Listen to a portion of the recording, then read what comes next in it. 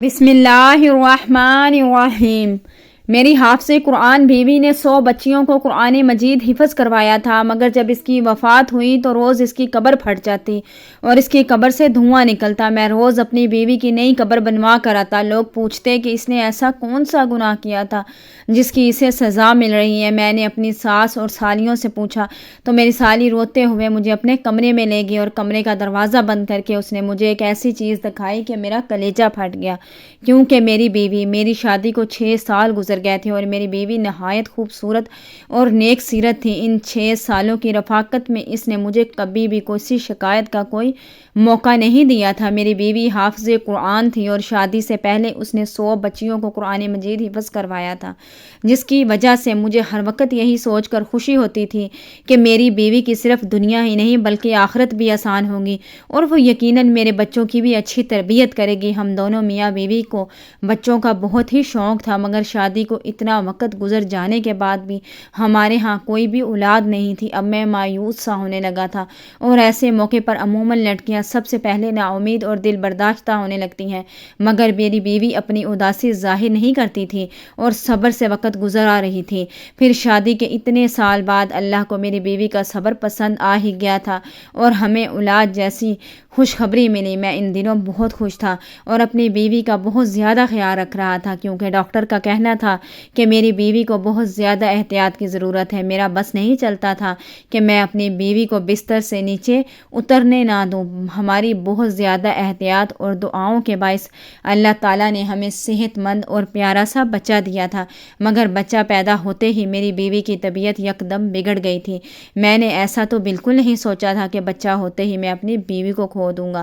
اپنی بیوی کی طبیعت کا سن کر میں نے اللہ سے اس کی زندگی کی بہت سی دعائیں مانگی، مگر میری ساری کی ساری دعائیں رد ہو گئیں اور میری بیوی اللہ کو پیاری ہوگی۔ میں غم سے بے حال ہو رہا تھا۔ سب جاننے والے میرے لیے افسوس کا اظہار کر رہے تھے اور میں غم زدہ سا ایک کونے میں بیٹھا ہوا تھا۔ جب غسل وغیرہ دے کر تدفین کے لیے ہم قبرستان پہنچے تو آسمان پر بالکل سیاہ بادل پھیلا ہوا تھا اور دن کے وقت بھی ایسا لگ رہا تھا جیسے رات ہو گئی ہو۔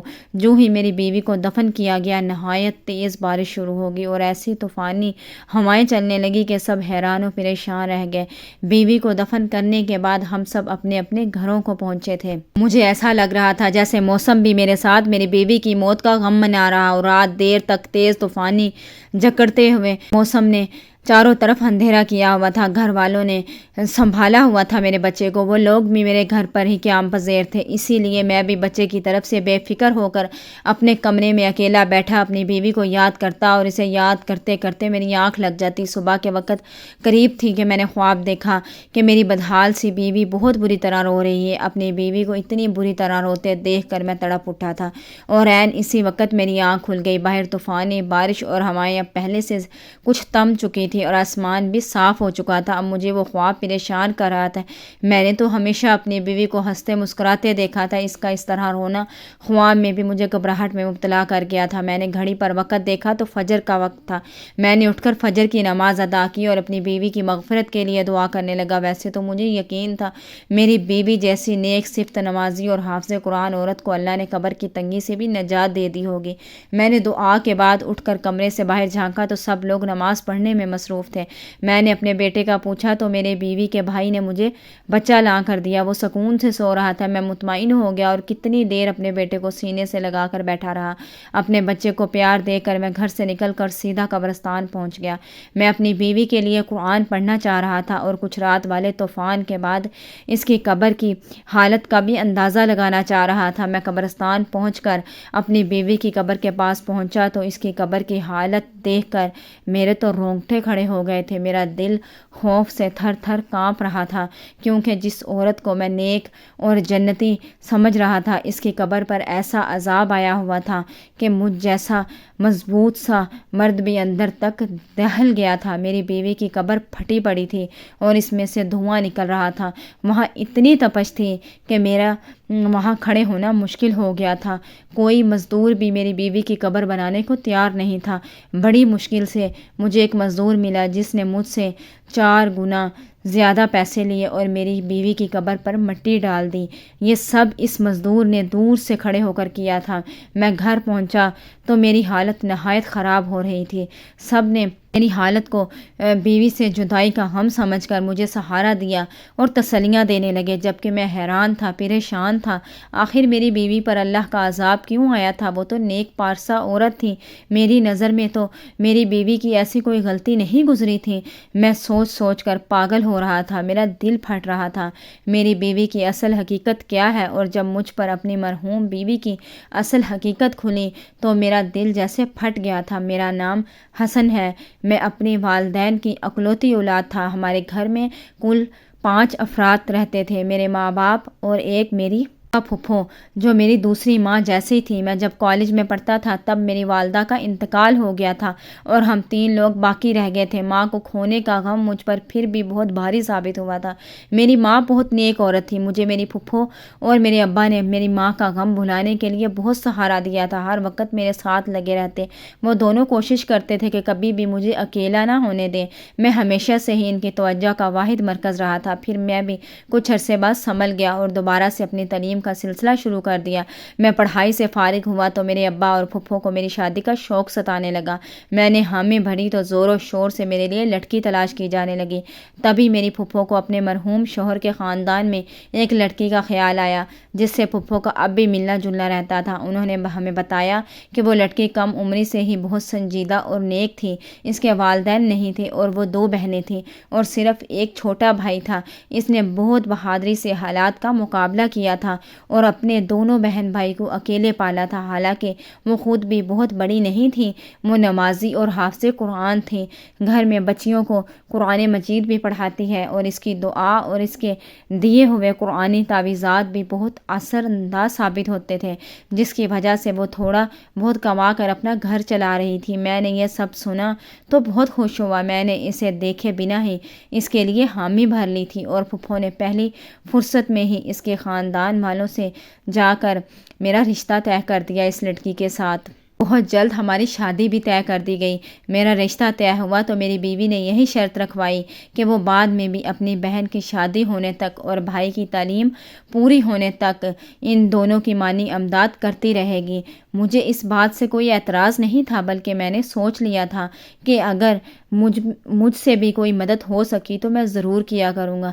رشتہ طے ہونے کے بعد ہماری شادی کر دی گئی۔ میں نے اپنی بیوی کو دیکھا تو اس کا اسیر ہو گیا۔ وہ نہ صرف اچھی سیرت کی مالک تھی بلکہ بہت زیادہ انتہا کی خوبصورت بھی تھی۔ اس کے ساتھ چند دن رہ کر ہی میں اس کے بہت قریب ہو گیا تھا۔ وہ ہمیشہ دوسروں کی مدد کرنے کو تیار رہتی تھی۔ میری بیوی عین میری پھپھو کی بتائی ہوئی باتوں جیسی ہی تھی۔ اس نے کبھی بھی مجھے کوئی پریشانی نہیں دی تھی اور میرے آرام و سکون کا بھی پورا خیال رکھتی تھی۔ ہمارے گھر میں خوشحالی اور سکون تھا، بس صرف اور صرف کمی تھی تو اولاد کی کمی تھی، جو مجھے محسوس تو بہت زیادہ ہوتی تھی، مگر اپنی بیوی کے صبر سے مجھے بہت زیادہ سہارا ملا ہوا تھا۔ ہماری شادی کے تیسرے سال ہی میرے ابو جان وفات پا گئے تھے اور اپنے ابو کی وفات اور اپنے بے اولادی نے مجھے کچھ زیادہ ہی بے سکون کر دیا تھا۔ میرے اندر صبر اور شکر تو جیسے ختم ہونے لگا تھا۔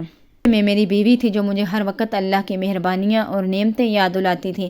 وہ مجھے صبر کی تلقین کرتی رہتی تھی۔ میں حیران تھا کہ وہ ایک لڑکی ہو کر مجھے حوصلہ دیا کرتی تھی، حالانکہ ہمارے خاندان والوں نے ہمارا جینا مشکل کر رکھا تھا کہ ہماری اولاد کیوں نہیں ہو رہی، اور میری پھپھو تو اٹھتے بیٹھتے ٹھنڈی ٹھنڈی آہیں بھرنے لگی تھی اور میری بیوی کو باتیں سنانے لگی تھی، یوں جیسے یہ سب میری بیوی کے ہاتھ میں ہو۔ میں اپنی پھپھو کو سمجھا کر تھک چکا تھا، الٹا وہ ہم دونوں سے ہی لڑنے لگی تھی، بات بے بات پریشان کرتی کہ ہمیں علاج کروانا چاہیے تاکہ ہماری اولاد ہو سکے۔ اسی پریشانی کی وقت گزرتا چلا گیا۔ جب ہماری شادی کو 6 سال ہونے والے تھے تب ہمیں اولاد کی خوشخبری مل گئی۔ ہم تینوں جیسے پھر سے جی اٹھے تھے۔ میں نے اور پھپھو نے میری بیوی کا خیال بہت ہی اچھے طریقے سے رکھا تھا، بہت احتیاط کی تھی۔ میرا بیٹا ٹھیک ٹھاک صحت مند پیدا ہوا تھا، لیکن میری بیوی کی طبیعت اچانک سے بگڑی تھی اور وہ موت کے منہ میں چلی گئی۔ یہ سب بہت اچانک ہوا تھا اور میں اس صدمے کے لیے بالکل بھی تیار نہیں تھا۔ اپنے اپنے بچے کی تربیت کے حوالے سے میں نے اور میری بیوی نے مستقبل سے بہت سے منصوبے بنائے تھے، مگر موت کسی کے ارادوں اور مرضی کی محتاج ہی کب ہوتی ہے؟ جس کا وقت قریب آ جائے اسے اللہ کے پاس لوٹ کر جانا پڑتا ہے۔ مگر اپنی بیوی کی قبر کی ابتر حالت اور اس پر آیا عذاب مجھے جھچکا پہنچا گیا تھا۔ ہر مشکل حال میں بھی میں نے اپنی بیوی کو صابر و شاکر ہی دیکھا تھا۔ مجھے ڈھونڈنے سے بھی کوئی بھی خامی نظر نہیں آتی تھی۔ میں اتنا تو جانتا تھا کہ اللہ ناانصاف نہیں ہے، اللہ تو غفور الرحیم ہے۔ ایسا تو ہو ہی نہیں سکتا کہ میری بیوی کے حقیقی اعمال سے اللہ ناواقف ہو۔ مجھے حیرت اور صدمہ تھا کہ میں اتنا عرصہ اپنی بیوی کے ساتھ رہ کر بھی اسے جان نہیں پایا تھا۔ مجھے دکھ یہ بھی تھا کہ اگر میری بیوی کوئی گناہ کر بھی رہی تھی تو کاش مجھے پہلے پتہ چل جاتا تاکہ میں اسے اس گناہ سے روک لیتا اور اس عذاب سے بچا لیتا۔ میں پچھتاوے میں مبتلا تھا۔ گھر میں ان دنوں کیا چل رہا تھا اور میرا بیٹا راتوں کے وقت کون سنبھال رہا تھا مجھے کچھ خبر ہی نہ تھی۔ میں بس اپنی مرحوم بیوی کے لیے بے چین رہتا تھا اور اللہ سے اس کی مغفرت کے لیے رو رو کر دعائیں کرتا رہتا تھا۔ ایک روز پھپھو اچانک سے میرے پاس آئی اور سنجیدگی سے بولی کہ انہیں مجھ سے ضروری بات کرنی ہے۔ میری پھپھو نے مجھ سے بات کی، وہ مجھے ایک دم غصہ دلا گئی تھی۔ میری بیوی کو مرے ہوئے ابھی بمشکل 20 سے 21 روز ہوئے تھے۔ میری پھپھو میری دوسری شادی کرنا چاہ رہی تھی۔ میں پھپھو سے ناراض ہو گیا۔ میری مرحوم بیوی کا کچھ تو احترام کرنا چاہیے، کم سے کم اتنی جلدی مجھ سے شادی کی بات نہیں کرنی چاہیے تھی، جبکہ میں ابھی صدمے میں تھا۔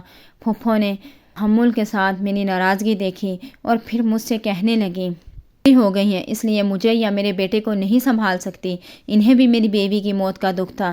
جب میں نے پھپھو کی ان باتوں کا کوئی اثر نہ لیا تو پھپھو نے مجھ سے کہا، ٹھیک ہے تم اپنا بیٹا خود سنبھالو یا پھر اپنا بیٹا اسی کو دے دو جو اسے دن رات ماں کی طرح سنبھال رہی ہے۔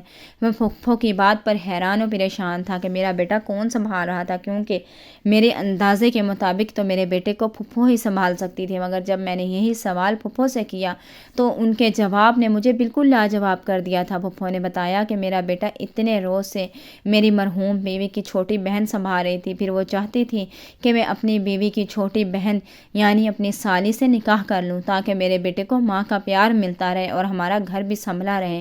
میں پھپھو کی باتیں ماننے کو تیار نہیں ہو رہا تھا۔ میں اپنی بیوی کی جگہ کسی کو دینے کے لیے ابھی تیار نہیں تھا، مگر پھپھو کا دن بدن مجھ پر زور بڑھتا جا رہا تھا۔ وہ ہر دن مجھے میرا بیٹا دکھاتی تھی جو نہا دھو کر بالکل صاف ستھرا ہوتا تھا۔ پھپھو کی ضد تھی کہ میں بیٹے کی خاطر اپنی بیوی کی بہن سے نکاح کر لوں اور اسے ہمیشہ کے لیے اپنے گھر میں رکھ لوں۔ میں نے اپنے کام پر جانا شروع کر دیا تھا۔ میں سارا دن گھر سے باہر رہتا اور واپس آ کر خاموشی سے پھپھو کی ضد سنتا رہتا تھا۔ ایک روز پھپھو نے مجھے بتایا کہ میرا سالہ ملک سے باہر جا رہا ہے۔ میں چونک گیا۔ مجھے میری بیوی اپنی زندگی میں ہی بتا چکی تھی کہ اس کے بھائی کی تعلیم مکمل ہو چکی ہے، وہ نوکری کے لیے باہر کے ملک جانا چاہتا ہے۔ میری بیوی کوشش میں تھی کہ اس کے بھائی کے باہر جانے سے پہلے اس کی بہن کی شادی ہو جائے تاکہ وہ بعد میں اکیلی نہ رہ جائے، مگر مناسب رشتہ نہیں مل رہا تھا۔ اب اپنی بیوی کے بھائی کے باہر جانے کا سن کر مجھے اس کی بہن کا خیال آیا، تب فکر مند ہو گیا۔ اب مجھے خیال آ رہا تھا کہ اگر میں مزید انکار کروں گا سالی میرے بیٹے کو سنبھالنے کے چکر میں ساری عمر کے لیے کنواری بیٹھی رہ جائے گی، یا پھر اس کی شادی کر دی جائے گی اور میرے بیٹے کو سنبھالنے والا کوئی نہیں ہوگا، کیونکہ پھپھو تو واقعی بیمار اور کمزور تھی اور ان کی بینائی بھی کم ہوتی جا رہی تھی۔ میں سوچ سوچ کر پریشان ہونے لگا اور تھک ہار کر میں نے پھپھو کی بات ماننے کا فیصلہ کیا اور ایک روز کام پر جانے سے پہلے پھپھو کو جواب دے دیا کہ وہ جیسا چاہتی ہیں کر لیں، مجھے اب کوئی اعتراض نہیں۔ وہ میرے جواب نے میری پھپھو کو خوشی سے نہال کر دیا تھا۔ میرے جاتے ہی شاید انہوں نے پیچھے سے تمام تیاریاں شروع کر دی تھی۔ میں جیسے ہی کام سے شام کے وقت واپس آیا تو یہ دیکھ کر حیران رہ گیا کہ پھپھو نے میرے نکاح کی ساری تیاریاں مکمل کر لی تھیں۔ میں تو ویسے بھی اس بات کے لیے خود کو راضی کر چکا تھا۔ خاموشی سے نکاح خواہ کے سامنے بیٹھ گیا اور اپنے بیٹے کی خاطر یہ نکاح کر لیا۔ نکاح کے بعد میں اداس تھا، اپنے کمرے میں بند ہو گیا تھا۔ مجھے پریشانی تھی کہ نہ جانے میری یہ دوسری بیوی اپنی بڑی بہن کی طرح سمجھدار اور خوش مزاج تھی یا نہیں، اور یہ بھی کہ نہ جانے وہ میرا گھر کیسے سنبھال پائے گی۔ مجھے نہیں لگتا تھا جیسے میرا دل اپنی پہلی بیوی سے مطمئن تھا ویسے دوسری بیوی سے بھی کبھی مطمئن ہو پائے گا۔ اس نکاح کے بعد بھی میرا وہی معمولات تھے۔ میں صبح سویرے کام پر چلا جاتا، شام کے وقت گھر لوٹ اٹھتے ہی اپنے کمرے میں بند ہو جاتا۔ میری دوسری بیوی نے خاموشی سے میرا ہر کام سنبھال لیا تھا۔ میرا کمرہ بھی بالکل صاف ستھرا رہنے لگا تھا۔ نہ چاہتے ہوئے بھی میرا دماغ اس بات کو سوچنے لگا تھا۔ اور عجیب بات تو یہ تھی کہ آج تک میں نے اپنی اس دوسری بیوی کو نہیں دیکھا تھا۔ میں نہیں جانتا تھا کہ وہ کیسی لڑکی ہے، کیونکہ میری پہلی شادی پر بھی اس نے مجھ سے پردہ کیا تھا۔ کیونکہ میری بیوی دینی معاملات کی سب سے زیادہ سمجھ بوجھ رکھتی تھی، اس لیے اس نے اپنی بہن کا مجھ سے پردہ کروایا تھا، اور وہ پردہ آج اس لڑکی سے نکاح ہو جانے کے بعد بھی قائم تھا۔ کام سے جلدی واپس آیا تو اپنے کمرے میں اپنی دوسری بیوی کو دیکھ کر حیران رہ گیا۔ وہ اپنی بڑی بہن سے بھی زیادہ خوبصورت تھی، مگر ایسا نہیں تھا کہ میں حسن پرست تھا، وہ مجھے اس کا حسن متوجہ کر رہا تھا۔ مجھے جس بات نے اس کی طرف متوجہ کیا تھا وہ اس کے چہرے پر پھیلا سکون اور نرم تاثرات تھے۔ اسے دیکھ کر مجھے ایسا لگا تھا کہ جیسے وہ بھی اپنی بہن کی موت سے خوش اور مطمئن ہے۔ میں یہ بات سوچتے ہی عجیب کیفیت میں گر گیا تھا۔ میں نے اسے غصے سے دیکھتے ہوئے سوال کیا کہ وہ اتنی مطمئن کس بات پر ہے۔ میرا سوال یقیناً اس کے لیے عجیب اور غیر متوقع تھا۔ وہ حیرت اور پریشانی سے مجھے دیکھنے لگی تو میں نے مزید بولا کہ اسے اپنی بہن کی موت کا افسوس ہی نہیں ہے، الٹا وہ اس کی جگہ لے کر بھی اتنی خوش کیسے رہ رہی ہے، جبکہ اس کی بہن جوانی میں موت کے منہ میں جا چکی تھی۔ آخرت بھی جانے کیسی ہونے والی تھی، کیونکہ اس کو قبر میں یہ عذاب جھیلنا پڑ رہا تھا۔ میں نے اپنی مرحوم بیوی کا یہ راز غصے میں سوچے بغیر اس کی بہن کے سامنے بول دیا تھا، مگر میری بات پر جب اس کے چہرے کے تاثرات بدلے تو مجھے اپنی غلطی کا احساس ہوا، اور میں دوسری بیوی کچھ دیر صدمے سے مجھے دیکھتی رہی اور پھر بری طرح رو پڑی۔ میں اسے روتا دیکھ کر بوکھلا سا گیا تھا۔ روتے روتے وہ ایسی بات بولنے لگی جس نے مجھے ساخت کر دیا تھا۔ وہ بار بار کہہ رہی تھی کہ مجھے یہی خوف تھا کہ بڑی باجی سے اللہ تعالیٰ ناراض ہو جائے گا اور اسے سخت عذاب دے گا، مگر وہ میری سنتی ہی نہیں تھی۔ میں اپنی بیوی کے الفاظ پر دنگ حیران رہ گیا تھا۔ مرحوم بیوی کچھ ایسا کرتی تھی جس سے اس کی بہن بھی واقف تھی اور اسے روکتی تھی۔ جب میں نے اپنی بیوی سے تفصیل پوچھی تو وہ گڑبڑا گئی اور بات بدلنے کی کوشش کرنے لگی، مگر میں نے جب سچ جاننے کے لیے التجا کی تو اس نے مجھے اپنی بڑی بہن کی اصلیت بتائی، جسے سن کر تو میرے ہوش اڑ گیا۔ اس نے بتایا کہ میری بہن واقعی ایک نیک لڑکی تھی اور حافظ قرآن ہونے کی وجہ سے ہر وقت قرآن کی تلاوت کرتی رہتی تھی۔ ایک روز ہمارے محلے میں کسی بچے کو تکلیف ہوئی تو اس کی ماں کی پریشانی پر میری بہن نے یوں ہی کچھ آیات پڑھ کر اس بچے پر پھونک دی، جس سے اس بچے کو آرام آ گیا۔ اس واقعے کے بعد میری بہن مشہور ہو گئی۔ وہ نیک بی بی ہے جس کے پاس بیماری اور تکلیف کے شفا ہے۔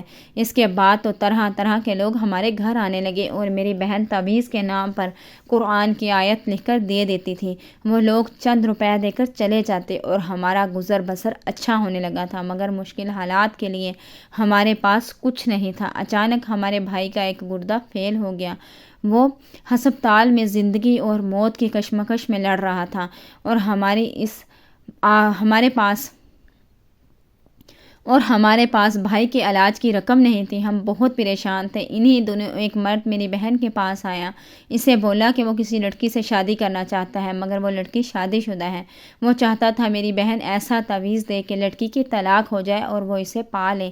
میری بہن نے انکار کر دیا کیونکہ یہ گناہ کا کام تھا، مگر جب اس مرد نے 1.5 لاکھ روپیہ دینے کا کہا تو میری بہن نے بھائی کو بچانے کے لیے نہ جانے کاغذ پر ایسا کیا لکھا کہ اس مرد کی خواہش پوری ہو گئی اور ہمارے بھائی کا آسانی سے علاج ہو گیا۔ پھر تو ہر آئے روز ایسے ہی لوگ آنے لگے جو ناجائز مطالبے کے لیے تعویذ بناتے اور ڈھیروں ڈھیر پیسے پکڑا کر چلے جاتے تھے۔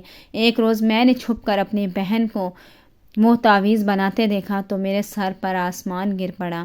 مجھے ایسے لگا کہ جیسے میرے جسم سے جان نکل گئی ہے، کیونکہ میری بہن کاغذ پر قرآن پاک الٹا لکھ رہی تھی اور یہ کالا علم تھا۔ میں دکھ سے پاگل ہوتی، بہن کو روکنے لگتی، اسے سمجھانے لگی تو وہ توبہ کر لے۔ وہ بولی اگر میں ایسا نہ کرتی تو ہمارا بھائی کب کا مر جاتا۔ میں اس بات پر غصہ ہو گئی تھی۔ میں نے بہن کو کہا اس سے تو اچھا تھا ہمارا بھائی مر جاتا، مگر وہ یہ حرام کام نہ کرتی۔ زندگی موت تو اللہ تعالیٰ کے ہاتھ میں ہے۔ میں اپنی بہن کو بہت سمجھاتی رہی، مگر وہ اب لالچ میں آ چکی تھی۔ وہ اتنی نیک تھی کہ روحانیت پا چکی تھی، مگر اس نے پیسوں کے لالچ میں سب کچھ گنوا دیا تھا۔ اس کی زندگی اچھی تھی، وہ نماز قرآن بھی کرتی رہی، حتیٰ کہ اس کی شادی ہوگی، مگر اس نے وہ کبیرہ گناہ کبھی نہیں چھوڑا اور پیسہ کماتی رہی۔ میں یہ سب سن رہا تھا، میری بیوی بول رہی تھی کہ میں ڈرتی تھی کہ اللہ تعالیٰ ناراض ہو گیا تو کیا ہوگا۔ میری بہن نے اپنی دنیا کے ساتھ ساتھ اپنی آخرت بھی تباہ کر دی اور توبہ کی مہلت دیے بنا ہی موت دے دے گا اور سخت عذاب دے گا اللہ تعالیٰ۔ میرا کہا سچ ہو گیا، میں گمسم ہو گیا تھا۔ میں اپنی بیوی کو اتنا نیک سمجھتا رہا، وہ صرف دنیاوی پیسے کی لالچ میں اتنا بڑا گناہ کرتی رہی، اور میرے سامنے بیٹھی میری دوسری بیوی اس جیسی حافظہ نہ ہونے کے باوجود اللہ کا خوف رکھتی تھی۔